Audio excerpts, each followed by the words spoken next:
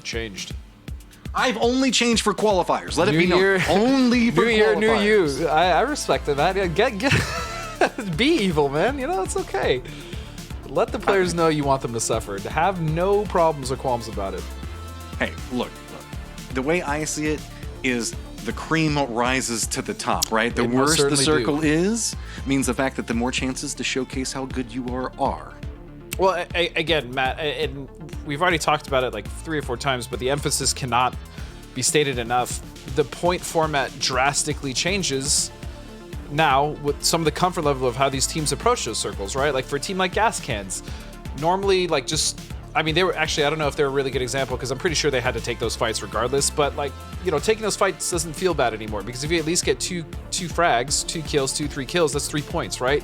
And so those decisions, I think, to be a little more aggressive now will start to come and play more so than they did last year in the chicken dinner format because you weren't really being rewarded as much, especially if you're getting crippled in the process, right? Like if you're losing 1, 2, 3 members, I mean, you're pretty much, yeah, it's rough. So again, this format is just, everyone's been wanting it back. We're very happy that it's back at the very least for ESL Masters, and I love it. And so because of that, we're going to see a lot of really cool aggressive plays, I think. Yeah, waiting for the circle to show itself right now. It's still a north-south circle, but it's got a little bit more stalwart flavor added to it this time. A little bit, but we still have a damn river in the middle of it. So this potentially could be another situation for a lot of these teams, especially if it shifts a little bit to the southwest. What is going on here? That's just... You know, sometimes, Snickers. Matt, it just be like that. It do be like that. I mean, this is what it feels like whenever I drop into PUBG. Suddenly everybody has cars and vehicles and I've got a tree. I mean, as well as SONIQS, I mean, even though they have mostly members up in the north, this circle still sucks because look at that river, Matt. It's going to potentially cut them in half, and this is going to cause problems for a lot of the teams. Yeah, you talked about the lake, and it's still a thing. All right, Veritas gets a good spray into pad caps. Can they defend it up again? 2 more members following it up, but we're all going to see Civ get the knock onto Lobes. A little bit of cover is going to come into play, and there is a lot of bullets being exchanged across this bridge. This could be a choke point. Everybody is hearing what's going on, trying to move up to the north, but both teams getting demolished. J-Sank, now the last one up. Veritas was defended into this one, but it looks like Spicy Fish is going to correct everything that's going on, get the res back up, and now are they going to make the push into this one, or are they just going to let it be? Just go for the kills, or do they want to at least try to flush out J-Sank? That was a hell of a recovery, honestly, from Spicy Fish. They were even able to get Pad up with a smoke. I thought he was for sure going to bleed out, but no, and it's now just J-Sank. What can he do?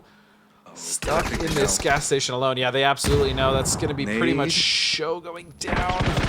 J-Sank, you got the angle, gets the spray into one, trying to go for the flushes into it, cannot get away, and he's going to go down. Spicy Fish does lose pat caps for that one, but, I mean, it looked like it could have gone a lot worse than that for a second.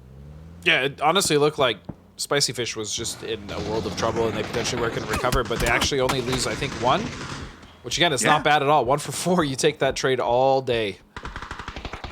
Luckily, they did pump on the brakes for that one because Gas Cans is moving in. Yasnaya getting very, very populated already. Yep. Already having skirmishes pop off inside of this one. To the north of it, you can see the couple of kills being exchanged as it goes through. 300 on the outskirts of it. Feeling a little bit more comfortable, though. eUNITED doing a slow push through this one. Ripper is already down. Dash to the top of this one. Ice Tech off in the distance there. It's I always throws my brain a little bit, my dyslexic brain, whenever we have Ice Tech and Icy Flex in the same one. Yeah, for sure. But I'm not surprised at all that a lot of these teams are starting to head towards Yas, especially because these circles tend to do kind of shift a little more towards the south, especially with that river coming into play. So we may game sometimes. Do note the fact that shoot to kill are not inside the circle either, so you can see that eUNITED trying to figure out how they're wanting to make that last little push in. Shoot to kill already says, all right, we know how we're coming through, and this could be lethal for Association. Already has 3 of their members down. Sociopath does manage to get a little bit in return for it, but that is a lot of shoot to kill members already coming for him. That is going to be a potentially good nade already cooked, going to be throwing it over. Is it going to connect? Does knock into Penta. Are we going to be able to see him continue this roll up? Sociopath living up to his name right now, trying to ride it, but while this is going on, eUNITED is coming in back behind this one. Alo trying to make a forward move position, and this that nade bounced off of Alo to keep him alive. There's still him and Party Cardi already up. What can they do with this? But it looks like Sociopath wants nothing to do. Tries to retreat away from it, but here comes the Hail Mary grenades coming in right on top of Purdy Curdy. Now it is just Halo up for shoot to kill, and eUNITED took advantage of that one. Oh man, Sociopath ruined that for STK. Initially it was just one knock, it wasn't that bad, it looked really clean, and then all of a sudden the second nade came in. They got 2 knocks, they were down to 2, and that's it! STK actually eliminated. And Sociopath had so much to do with that as he just scurries away. He's like, alright, my job's done, eUNITED, take it. 9 kills for eUNITED. Let's just watch eUNITED. They're fragging out right now, but and Spicy Fish. They're in a little bit of a lull. They're in a little bit of lull. Spicy Fish did try to make their play into this one, and it looks like they're getting a little bit messy. Also, to the north, Gas Cans looks like they found themselves some new targets, but managed to take down formation. Just trying to make their play for their little dip. But keep in mind, Gas Can's not inside the circle either. Wow, and so, yeah, it looks like Spicy Fish was able to, at the very least, take out the team that was on the hill. However, the issue with that now, as Stucker's gone, is they still have to rotate in, and the only decent spot really was Trimsy stand. I might be. Dude, how can you not? I love that kid. Tristan's great. I love all of them. Honestly, I love all 4 members. I love everyone in this lobby. You know, everybody loves everybody. Meanwhile, in the game, it does look like 300 is finally going to have to get up, Matt, and Orion is hot on their heels. You're talking about how everybody loves each other, but now they're going to have to murder those that they love. But Kikamukal gets somebody delivered right in front of them, but doesn't get it! Palix, you say what? That was just a quick jump out of that one. Managed to get a little bit of follow-up. Nico's trying to survive onto it. Gas Can's trying to see if they can get some type of return on this one. Spicy Fish gets some vision in what's happening, but you can see this is going to be bloody trying to crawl their way into this. That was quite unfortunate there for Kikamukal, but again, really great stuff from T8, just coming in, realizing they have to take that fight. But again, Nikos was kind of the glue that was just holding everything together for them, stopping that push. Over with 300 though. Speaking of pushing up towards Orion now. This fight has to happen on Volcano. 300 does get the vision into it. Good shots coming up from Extreme now, just seeing if he can work his way up that hillside, taking a lot of damage. Vox has already gone down. Oh, does connect into it. 300 finds themselves the shots that they needed to continue their march up the top of this hillside, but do get a new grenade dropped right on top of him. So Tater is still just trying to pin this one up. Ricky trying to make the push into it, but you can see that this is a firmly defended position right now. And while 300 is known for being able to hold the line, it looks like you can see Tater is trying to make the advance into him. It is just going to be Neverwhore, the last one up, but is nowhere around his teammates at the time. This isn't even in. None of these teams are even fighting for a position that's in right now, man. This is basically mutually assured destruction. Get as many points as you can before we have to crest over this hill and get shot at pretty much the rest of the lobby, right? eUNITED still 4 strong on the east side now, dead center. SONIQS were just chilling in the south after they took control.